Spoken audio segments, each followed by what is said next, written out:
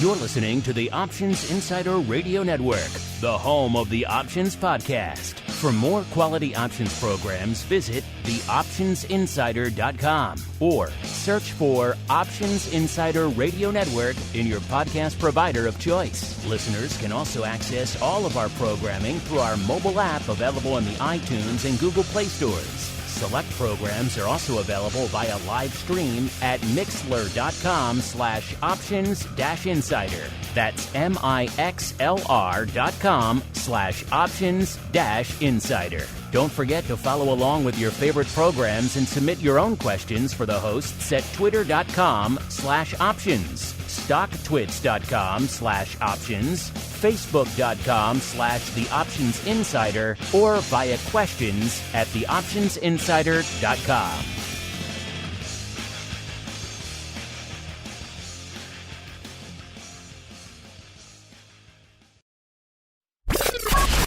And now, it's time for the show that breaks down the options market from unusual activity alerts to market analysis, strategy overviews, listener questions, and much more. If it involves puts and calls, then our all-star panel will break it down. It's time to hit the Option Block with your host, Mark Longo from the Options Insider Media Group, and co-hosts Uncle Mike TOSAW from St. Charles Wealth Management, Mark the Greasy Meatball Sebastian from OptionPit.com, Andrew the Rock Lobster GIOVINAZZI from OptionPit.com, and Henry the FLOWMASTER Schwartz from CBOE.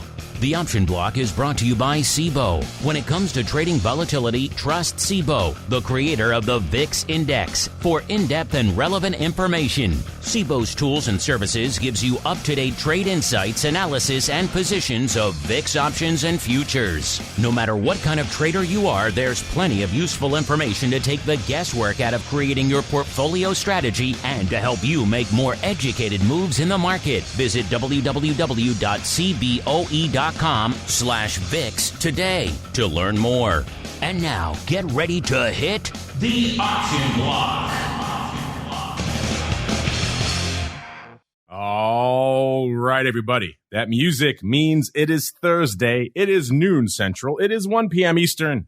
Do you know what's going on in the markets? Well, let's find out together. It is time for the Option Block. My name, of course, Mark Longo from theoptionsinsider.com, as well as from the ever-engaging, ever-engrossing Options Insider Radio Network. Remember, if you like what you hear, do keep throwing some stars our way, whether it's on the OB feed, whether it's on the full network feed, wherever you get our content. Could be where you get our mobile app and the various app stores as well. It all helps new people discover the content. Hey, we saw a freaking record month for the options business, the busiest month in the history, going back all the way to the primordial ooze days, the busiest month in the history of the options market. So new people are trading options all the time. They need a place to turn, a place to look, a place for some great content. So if you like what you hear, do keep throwing some stars our way. Helps the people discover the content. And of course, if you want to discover even more content for yourselves, forget the other people. Think about yourself. TheOptionsInsider.com/pro is the place to go to get awesome pro Q&As. You're getting your double dose of pro Q&As this week. Why? Because we like you. Also because I'm going to OIC next week. And of course, you get Options Oddities, which is very much an unsung gem there. If you can't find something interesting, something that makes you stroke your chin and say, perhaps I should look more into that, perhaps trade it, perhaps make some moolah off of it, then you're just not doing it right. TheOptionsInsider.com/pro. Of course, live access to everything else we do. You can heckle the FlowMaster and the Rock Lobster, everybody else live during the show if the mood strikes you. Pretty much 200 archived episodes ready and waiting for you on the feed already. So there's a lot of content already the second you dive in. And of course, giveaways and a whole bunch of other fun stuff, exclusive early content. You name it, TheOptionsInsider.com/pro is the place to go to find it. As we go around the horn, see who's joining us on the old OB today. First, let's go out to the quiet, the tranquil hamlet known as St. Charles. Rumor has it I may be out there this weekend. We shall see. He is the uncleist of Mike's, Mr. Uncle Mike TOSAW from St. Charles Wealth Management. Uncle Mike, welcome back to the program, sir.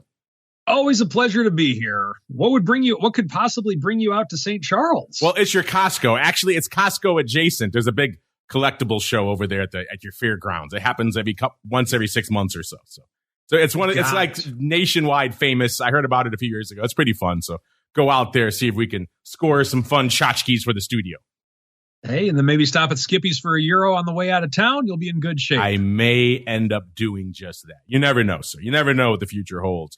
The future probably doesn't hold a trip to the shores of Maine, though. Luckily, we got it covered with the Rock Lobster, Mr. Andrew Giovanazzi from OptionPit.com. Mr. G, welcome back to the show. How goes not just your battles against the clam pirates, but now that pervasive menace known as the squirrel, sir? The squirrel battle, thanks to Mr. TOSAW, is I'm as of today, I am winning. This is day 3, and I'm still winning on day 3. The squirrels, they got nothing. Credit goes to my wife. She's the bird nerd, and that's what she uses. She right now, she in my book, she is a genius. She is a bird genius. To quote Andrew, he has received hours of enjoyment already from his anti-squirrel measures. So there you go, listeners. The first world problems abound here on the old OB. As we are also joined, it is Thursday, time to roll out the CBOE hot seat because we are joined once again by the FLOWMASTER himself, Mr. Henry Schwartz from CBOE. Mr. FLOWMASTER, A, welcome back to the show. And B, do you have any squirrel problems of your own? Hi, everybody. No, but I had a white weasel situation a couple weeks ago upstate where we have a house and we have some mice. And one day when I was cleaning out a closet, this white flash went by in the corner of my eye, and it was bigger than a mouse. And I chased it into a different corner, and it turned out to be this really angry white weasel, which I could not catch, and he disappeared somewhere else into the house. I was going to say, I think you might want to let that one go. So, but it was interesting to think my mice problem is so bad that the predators have moved in now. So I'm just going to let nature take its course up there. Yeah, just stay away from it for a couple of months. Let the white weasel take care of business, and then he'll move on to greener pastures, and you're good to go. Speaking of good to go, we are now good to go, listeners, right on into the trading block. It's time to break down the latest topics, trades, and trends in the world of options. It's time for the trading block. All right, everybody, let's do it. Let's dive on in and see what the market is giving us today. You know, this script is starting to seem a little bit familiar. First off, we've joked for a while. We're kind of glued in this 4,100. Actually, I guess more technically like 41.5, it seems like these days. But we've been locked in this level for a while. And it seems like all week long, we've kicked off the day, and they're really trying to break it. They're really trying to crush us away from it, break us down maybe back to 4,100, maybe around the 4,130 or so level. That seems to be normally where the support kicks in and we turn around and bounce. And that's pretty much what we're seeing out there again today. They sold us down to, looks like around 41.28 this morning. And now we're in the latter phase where we're rallying right back up to 41.5 again. It's pretty much like clockwork at this point. S&P is still off about 0.2%, but it's only about 7 or 8 handles. So not a heck of a lot of red left on the screen. The Dow, same deal, off about 0.1%. NASDAQ off even less, about 0.05%. So hold your breath, wait about 10 minutes. We'll probably be green on the day before you know it, listeners.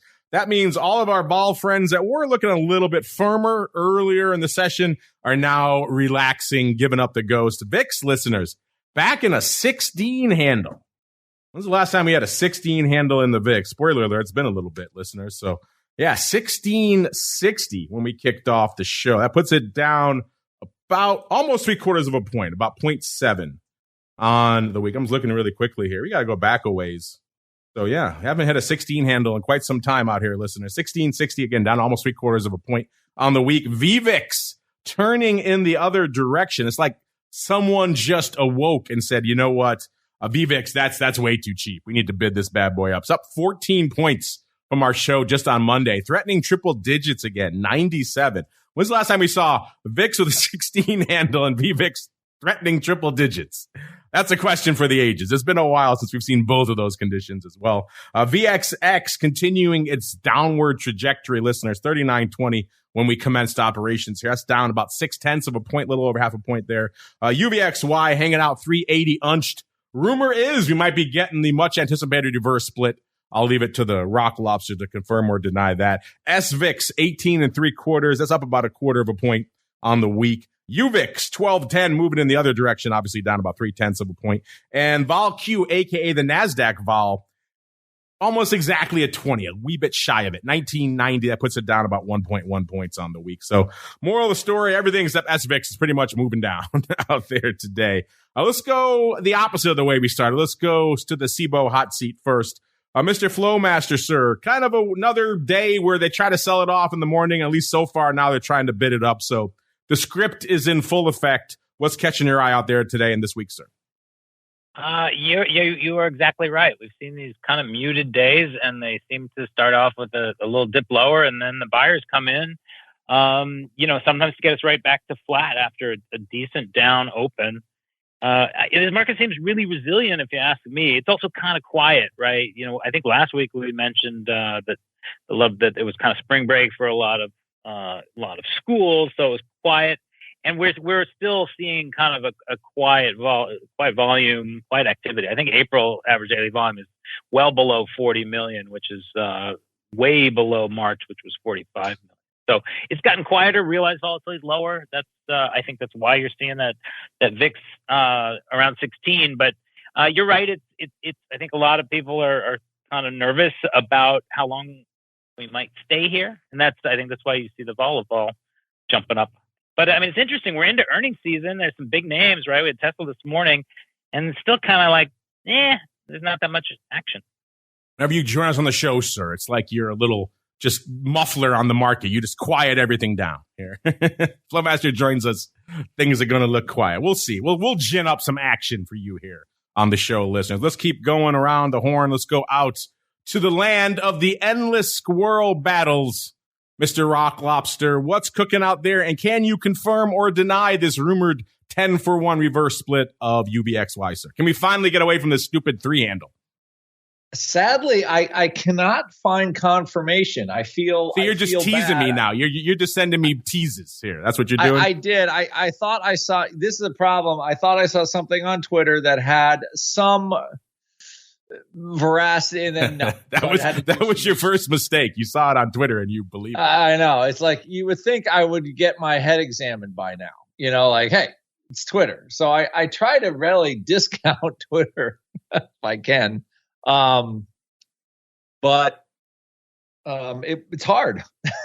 You discount it, of course, but then you know what's going on. So I think there's a couple things. One is, yes, we haven't had we haven't had this level in a year or more.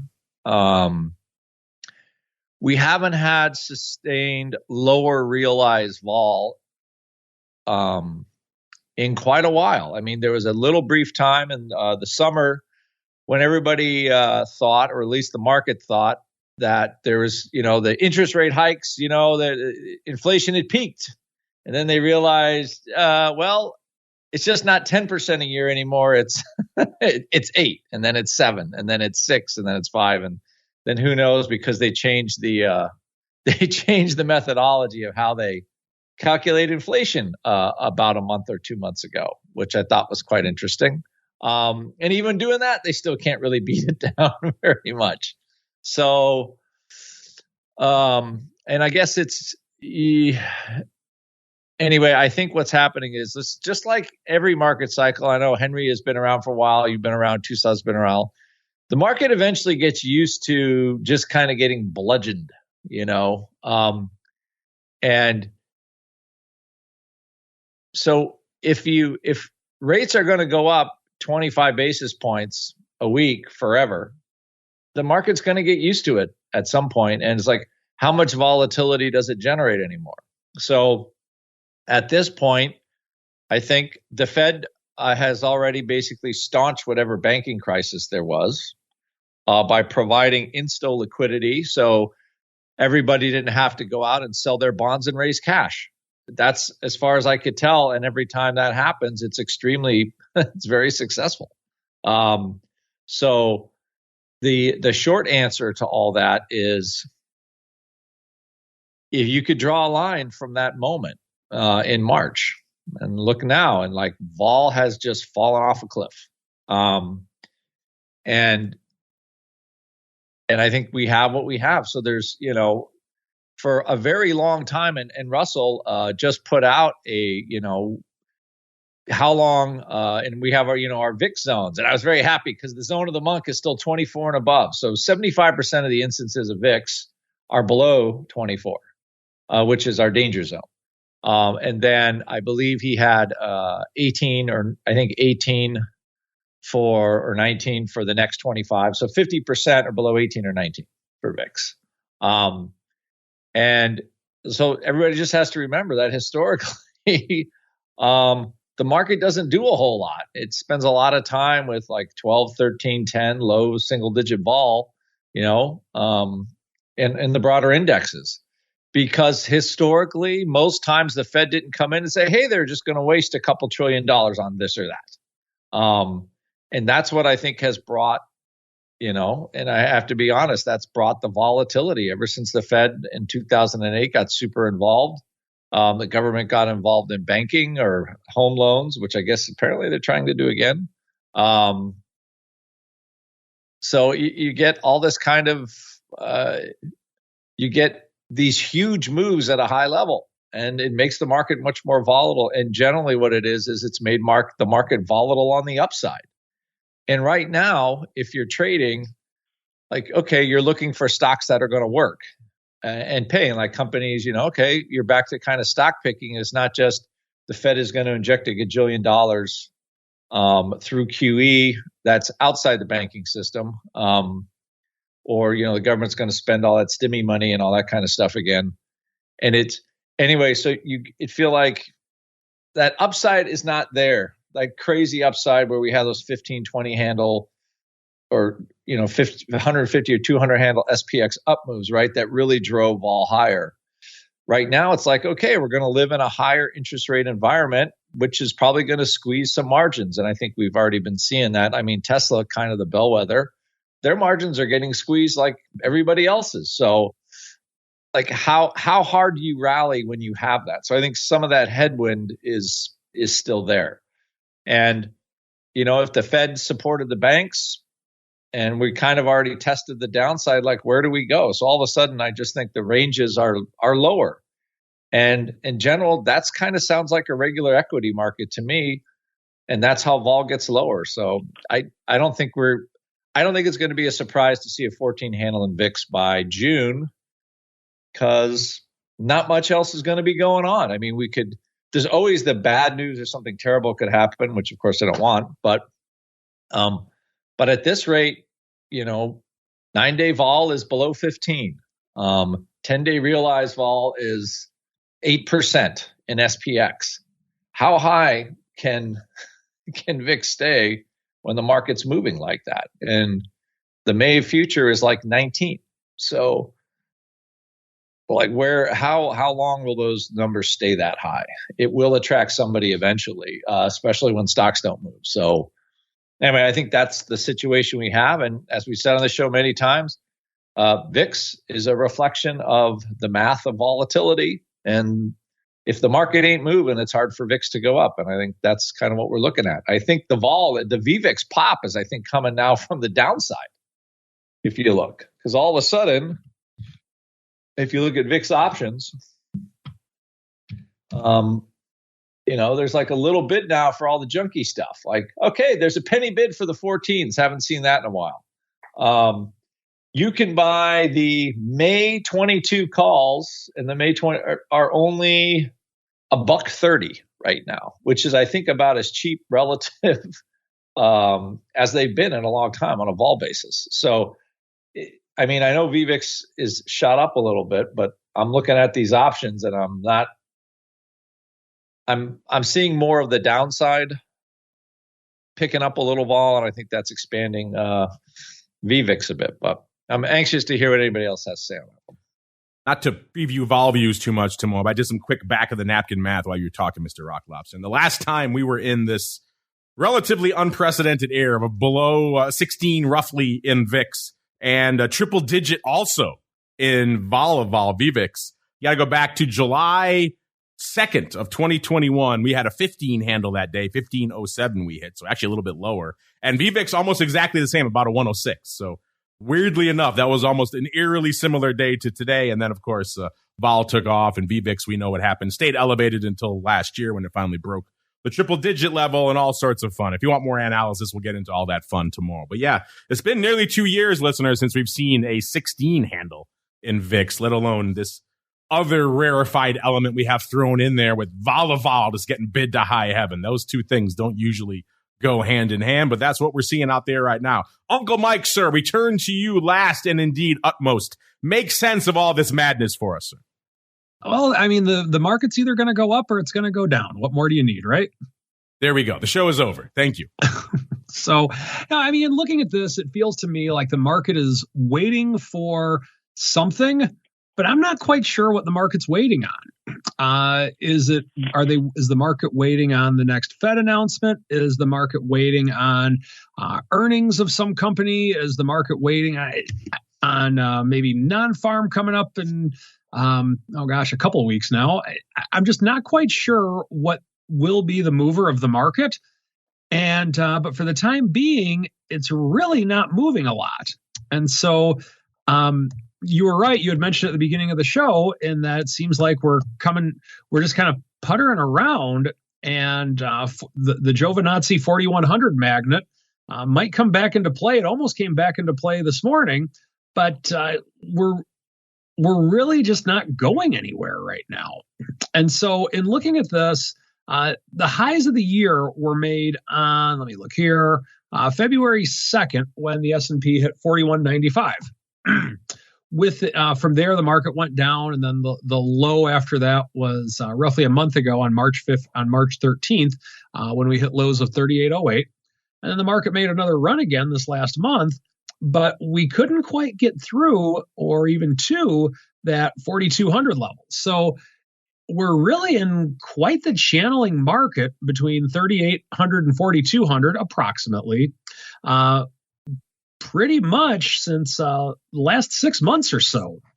And it'll be interesting to see if we are able to break one of those two levels. But for the time being, we're staying pretty tight in this. And just curious as to when we will get something to break the market out to either the upside or the downside. We have had some buyers today in the bond world.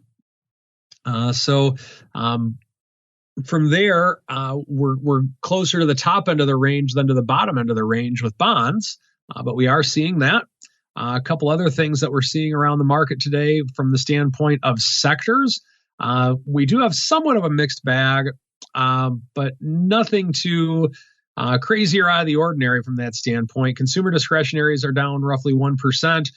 We have energy down a little over 1%. So we are getting a couple of sectors that are down a little bit more and a couple sectors that are up. But all in all, we have a 10-point down move in the S&P. So it's really nothing too exciting by any means. On the futures front, a lot of people are saying that Bitcoin is going to break 30,000. Not yet. So it's down today. It's down about 2% on the day today. We have oil below the 80 mark. So that is somewhat significant from a mental numbers standpoint. Natural gas is up roughly 1% on the day. And that's what I'm seeing. This is like a Forrest Gump market. We're waiting on the bus, but we never know when the bus is going to get here. I thought you were going to say because life is like a box of chocolates, and the market is as well. Well, there's many different ways you could tie it in to Forrest Gump. As we keep on rolling here, listeners, let's get out to see what kind of numbers we're seeing out there. We're talking about how it's kind of a weird, kind of quiet day, but we are seeing some numbers nonetheless. Let's start in VIX land. VIX already at 580,000 contracts. That's nothing to sneeze at. Back a month and change ago, that would have been north of the ADV already, which was hanging out right around 500,000 contracts. Of course, the ADV got bid to high heaven, got up to almost 900,000 contracts. It has since come back down to earth a little bit. It's right around 742 right now, which puts it pretty much unched from where it was on Monday. So that ADV is maintaining its resilience, at least throughout this week, which makes sense. We're seeing some volume go up in these perennial down days to start and then rally. A good little whipsaw is always good for a little bit of volume in VIX. Also good for a little bit of paper in SPY. Of course, doesn't need much. A light breeze will drive a lot of paper in SPY. 4.5 million contracts right now. The ADV, 8.2 million. So definitely seems on pace to hit that. The S, 1.5 million. which is the level we've gotten used to seeing right about this time in the show. The ADV has come in a little bit. It was threatening 3 million. Now it's down to about 2.6 million. It's still a lot of paper for the S, but maybe a little bit more reasonable out there. Small caps, 580,000. That's good because they need to work a lot to hit that ADV of 1.1 million, even though that has come in. That was 1.2 million on Monday's show. That's still a hell of a lot of paper for IWM. Can they maintain that? Probably not, but at least for today, it seems like they're going to hit it. And the Qs, 2.05 million already in the Qs. The ADV is 2.85 million, so they've come in from a little bit north of 3 million as well. So the Qs seem on pace for a banger day as well. Let's get out to the single name. That's what I know where a lot of you are paying attention to that out there right now, because we are in it again, listeners. We are in the old earnings season. Luckily for you, we got some data for you. What's popping off this week, by the way? You might be wondering. Spoiler alert, everything. But before we even get there, let's get to the top 10 most actives. I got ahead of myself. I got so excited with the earnings data. Let's look at the top 10 most actives first. Let's see what's lighting it up. Cost you 204,000 contracts to break into the top 10 today. That gets you to our old friend AMC. Now a bit of a perennial offender here in the top 10. All this rumor mongering going on out there. Stock moving a wee bit as well. Is it another short squeeze? Is Amazon going to scoop them up? All this kind of stuff driving action out there. Selling off a bit today. A little bit shy of the 5 handle. 492 right now. Off about 20 cents on the day. But still good for 204,000 contracts. And the number 10 spot. Number 9. The name I used to joke about. I said, oh, what a boring day it is if Alphabet's in our top 10. These days, not so much. Coming in at number 9. 212,000 contracts. 106 and about a quarter, up about $2 today. So bucking the trend of the rest of the market. And again, AI always good for a little bit of paper. And today it's good for 212,000 contracts. Number 8, man, we've got just a 2021 meme stock resurgence in our top 10 today. We had AMC already. And now number 8, we've got Bed Bath & Beyond. 235,000 contracts. Looks like it's headed to the great beyond today. It's trading about 30 cents off 15 cents. That's not looking good for Bed Bath & Beyond. I haven't kept up with the latest on the saga. Oh, they stiffed thousands of workers on severance pay. That's never good. So yeah, all sorts of fun out there for Bed Bath & Beyond. Heading to the great beyond, it seems like, at least for right now. But we've seen this play before. We've seen it start getting down to lower levels. Back in July of last year, it hit $5, and then it rocketed back up in August to $23. So who knows what's going on with this thing? And then it hit $1.60 back in January and immediately rallied back up to $5.25 again. So we've signed the death notice of this one many times in the past. The reports of his death, at least for the time being, are greatly exaggerated, even though it ain't looking good today. Number 8, 235,000 contracts. Number 7, it's the old Netflix. 275,000 contracts. 331 and a third today, up about 8.25 today, or 2.5%. So banger day for Netflix. I guess the news that it's winding down its DVD business. Good for business at the end of the day. Number 6, the chip zone coming in right where we expect it. So all this other madness going on out there in the chip zone saying, nope, we're staying to our appointed rounds. Number 6, 277,000 contracts. That's for our old friend AMD. Up about $1.40 right now, trading right around 91 and a third out there today. Number 5, going old school. This is the Rock Lobster's old stomping grounds. This is AT&T, what the dinosaurs used to call telephone or phone, because it was too hard to say AT&T. I never got that one. Phone is longer than AT&T almost, but I digress. That's a conversation for about 20 years. 1770s where it's trading right now, off about $2 or 10.25%. So things no bueno out there. Softer than expected revenue and cash flow for AT&T. Yeah, that'll do it. That'll send you down about 10%. Good for 285,000 contracts. Number 4. Yes, I said number 4. We haven't seen this name this low in a while. It's the fruit company, Apple. 471,000 contracts. A pretty light volume as well. Hanging out right around 167.5. Kind of unched on the day, down about a dime. But we all know Apple. That's not much at all. They tried to come for it earlier. They drove it down to about 165.89. It has since rallied nearly $2 from that level. So you can't keep a good fruit company down, at least for today, even though it's down a little bit right now. But, it's going to turn green any moment and the market will be happy again.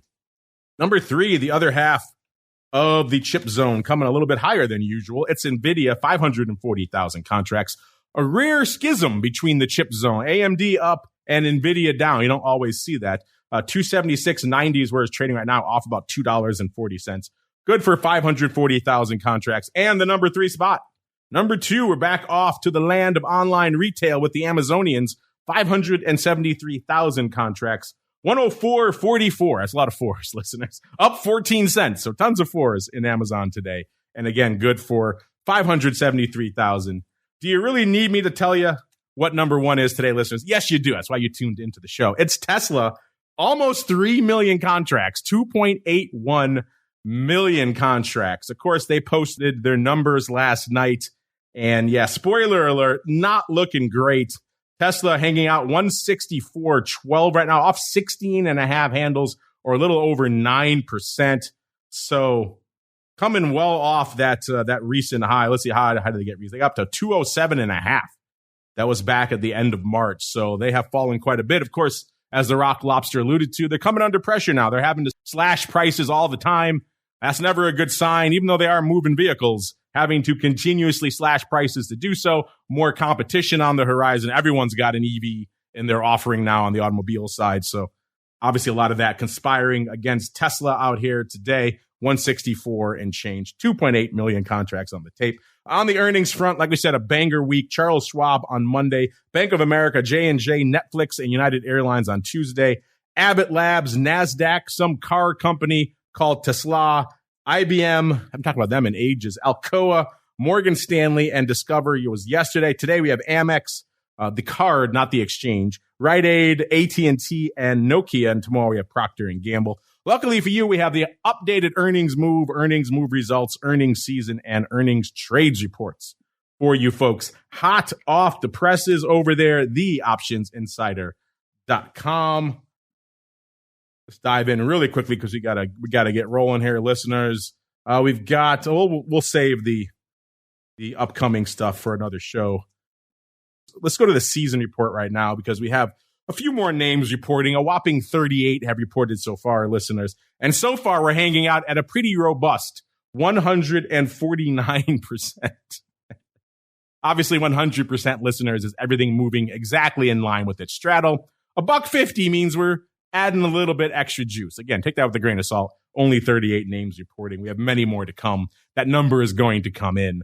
But still intriguing stuff. Good to see the average is back to 96%. We said in our last show it had dipped to 70. I think there was just a little bit of a rounding glitch on that report. But now back up to 96% over there for you. So you can see we're still dramatically outpacing the average, but also that long-term average has been creeping up steadily season after season after getting just annihilated during the early days of the pandemic when no one gave a crap about earnings announcements and everything just got hammered from a vol perspective. These days, we're almost at 1-to-1, 96%. So intriguing stuff.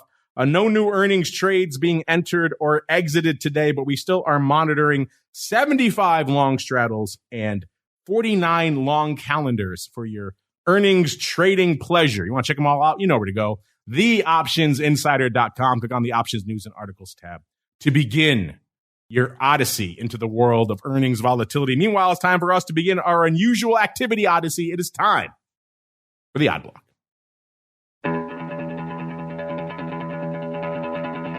It's time to break down the most interesting, unusual, and downright questionable options activity that's been identified by TheOptionsInsider.com. It's time for the Odd Block.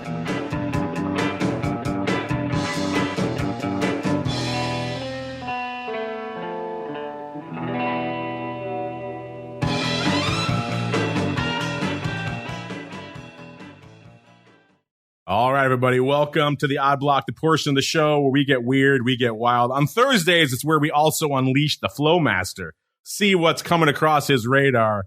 Mr. Schwartz, you picked a name that's near and dear to me, not because of the shoes, I can't stand the shoes, but because CROX, in the early days, in the infancy days of the Options Insider, way back in 2007 when we first launched, we posted some unusual activity on CROX. And that's the first time we ever hit 1,000 visitors on the website. I thought, oh my God, we've made it.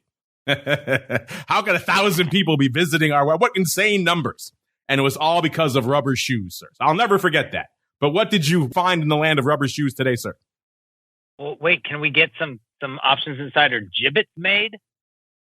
You want to hang people? No, those are the things you stick in the little holes that are like charms. Oh, that's what they call them? They call them gibbets? I believe they're called gibbets. That's usually what you hang a corpse on, like the medieval days. Yes, you string someone up from the gibbet. I thought you were calling for some capital punishment here on the show today. No, not yet. Yeah, so CROX is an interesting one. I think I've lost money in this name in the past. I don't really have fond memories of it. But I was looking at it over the last couple of days, and this stock is up from like 120 to 145 in about 2 weeks. It does have earnings coming up. And what we saw yesterday was a pretty decent buyer of the April 28th, 150, 165 call spread. They paid $380, almost 3,500 times. It was net opening. And now it was tied to a block of stock, which is the only thing that makes me slightly concerned about the motivation behind this. I mean, that's a pretty big chunk of capital, and earnings are on the 27th. So, but with the stock being up 15%, this could be somebody who owned the stock. I think it was tied to about 500,000 shares of stock. Could be somebody just saying, you know what, I want to keep some upside, but basically use kind of the defined risk of a vertical call spread to get out of enough of the stock position so that if things go the wrong way, they're not going to get smoked. Yeah, usually I'm a little tepid on the stock legs with these, but I don't mind a stock leg in this name. Looking at this one right here, it's trading 146 and 146.70. Listen, up about $2.50 almost today. So a nice pop for rubber shoes today, up about 1.7%. On the year, different story. $76 a year ago, as the FLOWMASTER was alluding to. It's had a nice run. They took it down to the low. Looks like it was $46 back in May of last year. Remember, of course, crude oil prices were skyrocketing, inflation skyrocketing. Rubber shoes, that's a big input in their production, so that obviously hammered them early. So you went from $46 to $146 in the span of the year. So a nice run if you came in and scooped CROX on that low. So Mr. FLOWMASTER, sounds like you see the stock leg making a little bit more sense for you here as well. Yeah. I don't think I would jump into this one, but I'll tell you, I'm not very good at technical analysis, but when you see a move like this and we're back towards 52-week highs, and the stock has just been so strong that I don't know. If I was going to do anything, I would lean long, but I don't think I'm gonna get into this. Mr. Rock Lobster, are you down with some rubber shoes upside tempered with a little bit of stock, sir? You know, I agree with Henry on this one. It's like, I like the idea of leaning long, but probably not, probably not going to. I did see an interesting fact that this stock outperformed, I think over the last 10 years, it's outperformed like almost every big tech stock. Like the performance of CROX is quite remarkable, actually. So, you know, for whatever reason, people still like buying their stuff. I'm actually standing on a pair of CROX as we speak. So, yeah, I think it's, I like I can see, I think that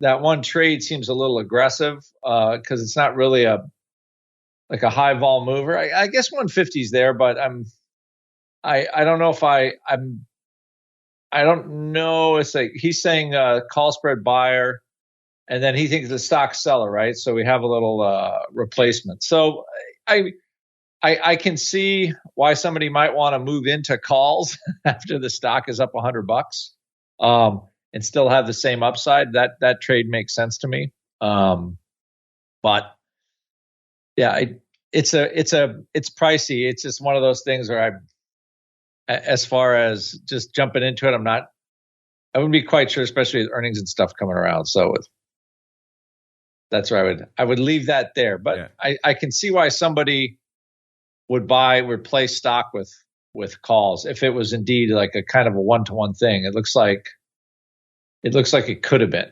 from what I'm just trying to look at what Henry was writing here on it. So I think we're all down with selling the stock. I think that makes a lot of sense. Also, learn something new about the Rock Lobster. You're a rubber shoe man. I guess I could kind of assume that of you. You seem like a rubber shoe guy.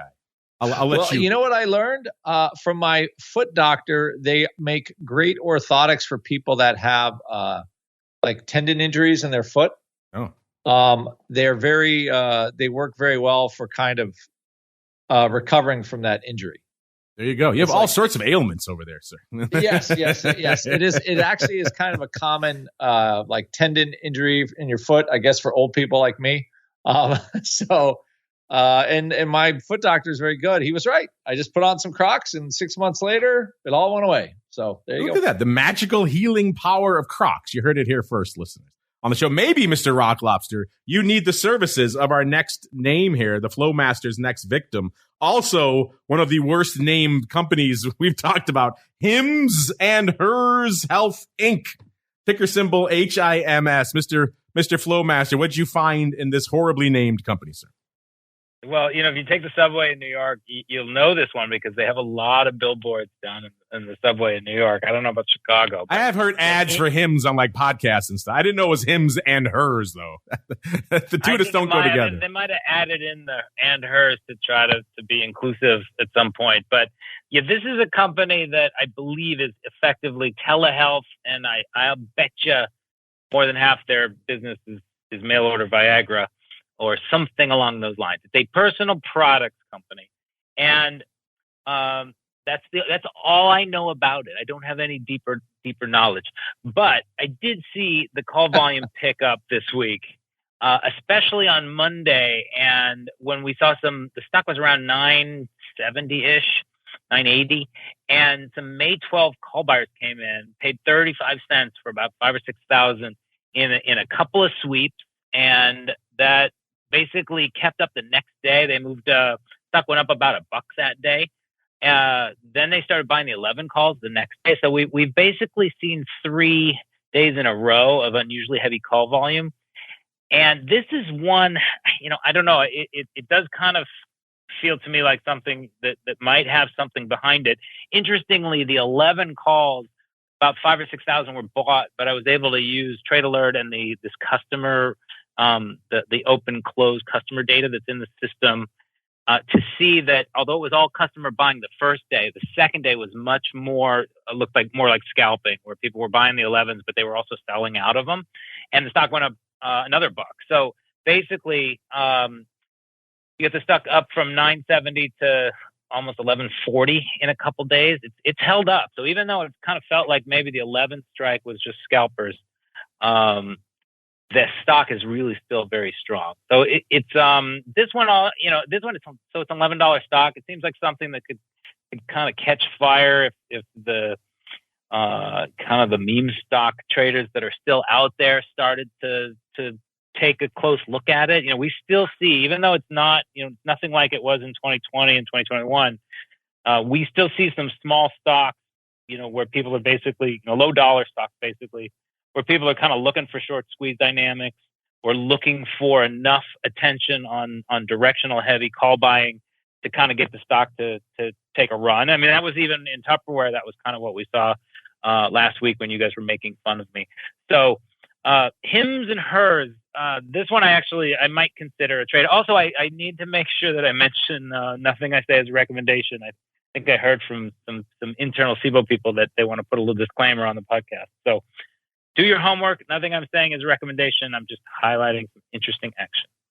Nothing indeed, sir. But you're right. This Hims had quite a nice pop just over the last 5 days, up nearly 12%, about $1.20. You go back a year, listeners, it was trading about $5 a year ago, but then they crushed it down to $2.72 in May of last year. Now trading about 11 and a quarter. So quite the year, up over 130% just since a year ago. If you go down to that low, it's up even more, closer to 140 odd percent. So this is quite the year here for Hims and Hers Health. Before we get out of here on the odd block, if you have any thoughts on that, Mr. Rocklop, so you can hit them. Also, I wanted to hit on these really quickly as well. This is an old offender making its name back again. This is Pool Corp. Ticker symbol, appropriately enough, Pool, Pool. They make patio, pool supplies, all that kind of stuff, listeners. trading 338.71, up about 4 cents today. It's not a big banger day today. On the year, a bit of a different story. It was trading 431 a year ago, so obviously it's off about 21% on the year. They actually crushed it lower. They got down to 278 back in October of last year. So from that 278 level, it's actually up about 50 handles. But net on the year, still off about 21%, or about 93 handles from where it was a year ago. But looks like someone, Mr. Rock Lobster, is fading this name, coming in today, scooping up 5,000 of the May 300 puts, paying $5.90. Obviously a pretty wide market, but then again, it is Pool Corp after all. It's not Apple. This is a 45 vol. This is post earnings. They just had earnings here, so looks like some folks fading Pool post earnings again. They bought these puts when the stock was 327. So that's going to leave a bit of a mark. Speaking of leaving a mark, Mr. Rock Lobster, his name may sound familiar to you. It's because we talked about it not too long ago, back at the end of January 30th. We talked about someone doing the exact same thing, coming in and scooping up what we termed at the time some pretty meaty puts in Pool Corp. They bought 7,000 of the April 300 puts, so the same strike even, similar size. They paid $6, so almost the exact same price as well. So if it looks like a duck and it quacks like a duck, listeners, it was a 48 vol. It was opening. The stock was 376.58 at the time, so these were much farther out of the money, had longer to go, obviously. And they were still fading through the earnings. The earnings are on February 16th. I checked before the show time. Those April 300 puts still open and obviously not looking good. That's out. So you're talking they've dumped $4.2 million on those puts already. Obviously, they probably have some stock, so they're probably net happy at the end of the day. But still, Mr. Rock Lobster, looks like the same customer coming back to play after dropping $4.2 million already on some par puts, saying, let's go buy another month for another $6, sir. What do you say? Fade in Pool Corp yet again. Well, especially with this one, this was like, I was trying to think, because this was quite an expensive stock. Yeah. At like a $500 stock. And, this is one where maybe this whole pool business is a little inflation, not, I would say inflation sensitive, but, like recession sensitive. I mean, it makes money. They pay a dividend. It's not like it's a nothing corporation, but I think they're just kind of suffering from a little bit of earnings decline on this one. So, and this would, I figured like this would be a product where it might be interest rates going up are not helping them. So it does appear that this could be a purchaser. Of course, it's one of our favorite markets. That's the $3.20 wide market. Yeah, that was a nice one. Oh, if you could have made those back in the day. Yes. We would be all sitting on islands. How are you on these puts? I'm 270 at $6. What do you want to do? What do you want to do? I can just remember some of the brokers. Even if you gave them a market that was like a $0.50 wide, they'd still look at you like, really? 270 at $6. That's some good times right there. Yes, a guy like Brophy going, come on. $0.50 wide. That's a joke. Some of the voices on these floor brokers are quite fantastic. They lived very healthy lifestyles. I'm not sure if you knew that. Yes. Yes, he would pretty much just shake his head at you. You got to do better than that. So yes, I don't even know what he would do at a $3.20 wide market. If he's still with us, he would probably be rolling his eyes. Yeah, but I think that, again, they're buying puts, and I don't know if it doesn't appear to be tied to stock, I guess. So, I think this is another, like they're kind of in like that tough earnings spiral until interest rates stop going up, where it's affecting their business a little bit. All right, and know it's affecting our show, listeners. It's your mail, so let's get to it right now. It's time to take your seat on the All-Star panel as we read your emails, tweets, Facebook messages, website comments, and much more. It's time for the Mail Block. All right, everybody, let's get down to brass tacks here. Our question of the week, hot and heavy right now. Getting your pulse, getting the lay of the land on our listeners a bit again. We'd like to do this every now and then. Right now, we're asking you quite simply, which option strategies are you using the most frequently in your portfolio right now? And again, it's only 4 categories we can pick in Twitter, listeners, so we can't list everything under the sun. So if you don't see your favorite, you know what to do. Hit us up. If it's interesting, we'll talk about it here on the show. Our 4 categories for this week are short put or covered call, long call or long put, vertical, diagonal, or time spread, or butterfly/wing spreads. Let's start with the uncleist of Mikes, our resident permabull. Mr. Uncle Mike, sir, I have a feeling I know what you're going to say, but what are you feeling in this poll? And then what do you think our audience is feeling, sir? Well, I mean, you don't have the box spread or conversions or reversals in there. That's so true. We left out the sexiest trades of all. You don't have those. So I'm going to go with like the covered call, short puts, and I'll say the same for myself.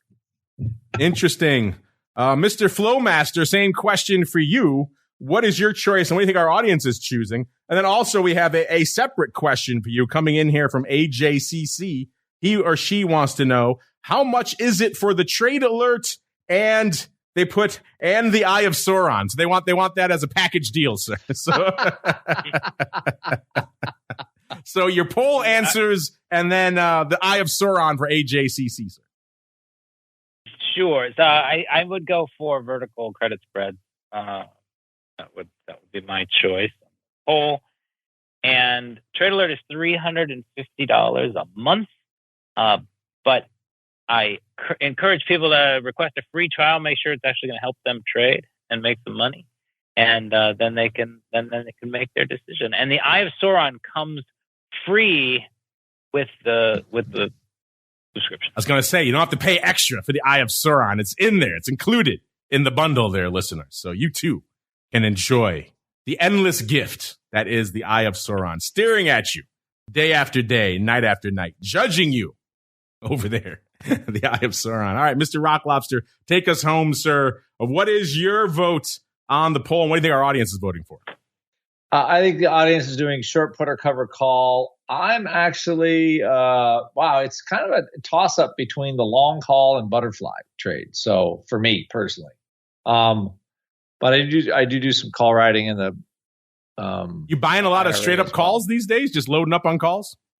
Well, to me, it's a toss up between the two, because sometimes it's, the options are cheap and I'm doing long options. Other times it's kind of flies and spreads. So my biggest problem is I'm a more conditional guy. I'm not just, all this or all that. But I would have to say, it's because I trade a lot of VIX and SPY in a combination. So I guess if I'm going to go that way, I would have to go vertical, diagonal, time spread for myself.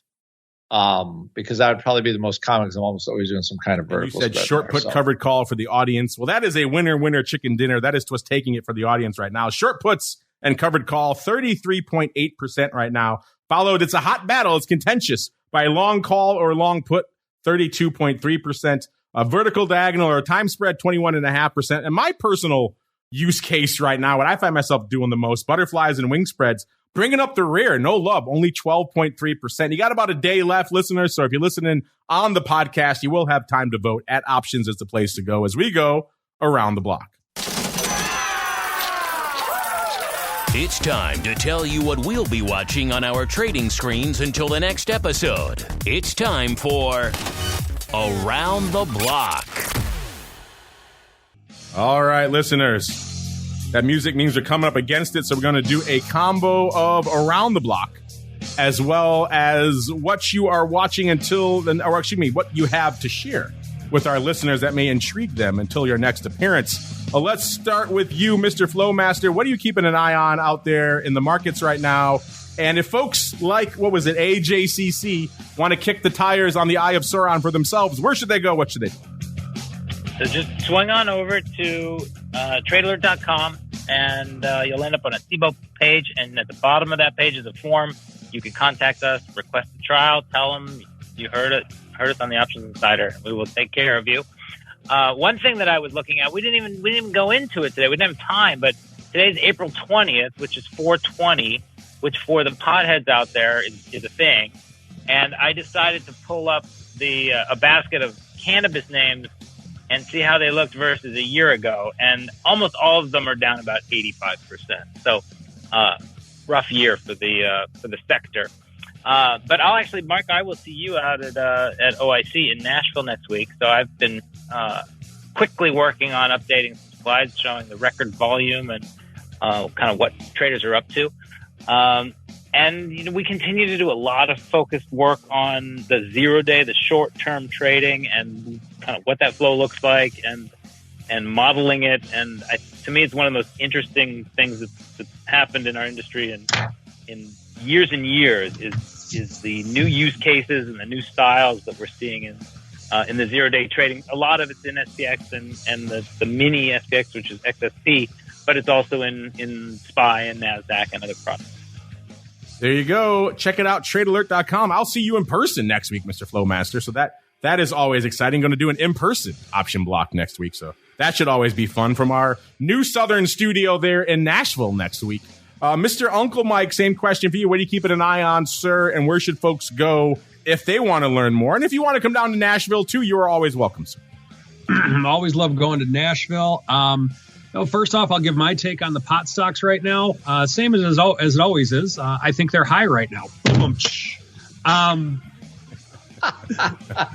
With that being said, if you are looking for a financial advisor who actually looks at the option product, but also is versed in things that pretty much any other financial advisor is, financial planning and things like that, feel free to reach out to me, stcharleswealth.com. You can book a phone call appointment on my website. And in terms of what I'm watching, I'm just continuing to wait for the bus that we don't know where the bus is going to take us with the market right now. And Mr. Rock Lobster, you get to take us home, sir. What are you keeping an eye on until our next episode on Monday? And where should folks go if they want more pit in their lives? Yeah, I'm just corporate earnings. The banks, a month ago, we all thought it was going to be Armageddon, and the bank earnings don't look terrible, I have to be honest. So a lot of those stocks, see if they can continue their kind of march back up. And then as far as, optionpit.com, 888-TRADE-01. Mark is doing the webinar today on trading the VIX in what could be a much lower market. So that is at, I believe, 8 o'clock tonight. So you want to stay tuned or jump on over to Option Pit for that. And also check out my goodies and products at Money Map Press and at Option Pit. If you want to learn how to trade, how all these products work, if you want to try to figure all this stuff out yourself, knock yourself out, or you could have somebody that's been doing it for 30 years help you out. So up to you, but give it a whirl. There you go. Optionpit.com is the place to go. We got to get on out of here, but don't worry, listeners. I'll be back in a little bit with This Week in Futures Options. Our guest will be Jim Romer. He's a meteorologist and owner of Best Weather Inc. Got a feeling we're going to be talking a little bit of ags, but we shall see. Stay tuned for that. If you're listening live, I'll be back in a little bit with that live in your ear holes. If you're listening on demand, just hit next on your podcast device of choice. FIFO should be hanging out there. Back again tomorrow, noon Central, 1 p.m. Eastern for Vol Views. After that, for all you pro cats with options oddities. And you get a double dose tomorrow. You also get another pro Q&A because I will be traveling down to Nashville next week. You get another pro Q&A. Oh, so that would be a great one as well, hanging out in the crypto realm tomorrow. So if you want to see what the pro is all about, theoptionsinsider.com/pro is the place to go. Otherwise, we'll see you back here on Monday, another episode of The Option Block. Stay safe out there, everybody. The Option Block is brought to you by CBOE. When it comes to trading volatility, trust CBOE, the creator of the VIX Index, for in-depth and relevant information. CBOE's tools and services gives you up-to-date trade insights, analysis, and positions of VIX options and futures. No matter what kind of trader you are, there's plenty of useful information to take the guesswork out of creating your portfolio strategy and to help you make more educated moves in the market. Visit www.cboe.com/VIX today to learn more. You're listening to the Options Insider Radio Network, the home of the Options Podcast. For more quality options programs, visit theoptionsinsider.com or search for Options Insider Radio Network in your podcast provider of choice. Listeners can also access all of our programming through our mobile app available in the iTunes and Google Play stores. Select programs are also available via live stream at mixlr.com/options-insider. That's mixlr.com/options-insider. Don't forget to follow along with your favorite programs and submit your own questions for the hosts at twitter.com/options, stocktwits.com/options, facebook.com/theoptionsinsider, or via questions at theoptionsinsider.com.